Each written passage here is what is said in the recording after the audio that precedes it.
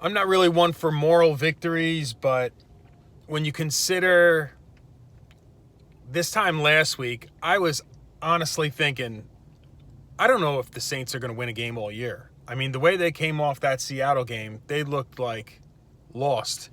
So for them to come back against a team like the Buffalo Bills, who is probably probably the favorite to come out of the AFC for the Super Bowl this year, to come out against the Bills and not only cover the spread, granted it was 16.5 last I saw, but also to kind of be close, like in the middle of the fourth quarter, still a close game.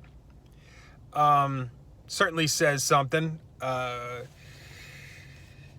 guess the most glaring difference between one week and the next was the run game. I mean, you get all five of your starters on the offensive line, and it certainly shows not only in the run game but also in the pre-snap penalties. So Saints looked like a completely different team this week. I mentioned the run game. Kendre Miller, you got to like what you see. The way he was not only used under Dennis Allen, but also kind of shelved when he basically was telling you he was not hurt enough to be on the shelf. He's getting his chances and he's making the most of it. He looks like a fun running back to watch. So really excited about Kendre. And then Kamara just does his thing week in, week out. And now it's fun because every week he seems to be passing people on the yards from scrimmage all-time list. And you see some of the names of the guys he's passing. It's super impressive that he's there, and he shows no signs of slowing down. So really excited to see where Kamara ends up when all is said and done.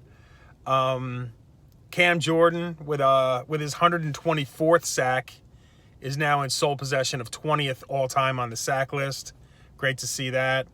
See Carl Granderson, Brian Brzee also had sacks. Carl Granderson is just putting together a nice season this year. I think he's up to 4.5 sacks already through 4 games. So great stuff. Chris Olave, strange game from Chris Olave. I mean, if you looked at Saints Twitter talking about we should trade this guy. He can't catch. You got to make these catches, and it's fair. Then later on in the game, trick play, throws an interception, but then he catches a touchdown. So weird game for Chris Olave. Good to see Blake Grupe hit everything that was in front of him, including a 54-yarder. That was great. Jonas Sanker, another great story from yesterday. Played his ass off, got himself an interception. So, all in all, I'm not terribly upset. I mean, granted, I know we're 0-4, and Spencer Rattler's 0-10 on his career. Didn't have a great game as far as statistics, but again, when you run the ball as well as the Saints did yesterday, you're not going to have a great statistical game. Some questionable stuff from the head coach, but again, he's 4 games into his head coaching career, so we're certainly going to give him some grace there.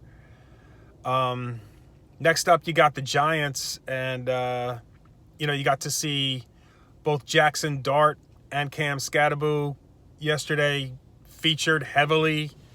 Dart with his first start gets the Giants' first win against the undefeated Chargers. And Skattebo is just look. When the Saints were drafting this year, I wanted both of these guys. And when you heard a lot of the noise leading up to the draft, those were 2 guys that a lot of people that were checking out the Saints draft needs and everything were targeting. So again, I caught some of that Giants game yesterday. They're a fun watch. Jackson Dart does like to run a lot. So that's always been an Achilles heel of the Saints. We'll see how they handle it tomorrow. And curious what your thoughts are going to be on the Saints versus Giants. Let me know what you think the Saints will be able to do against the Giants at home this coming weekend. Who dat, everybody. We'll see you soon.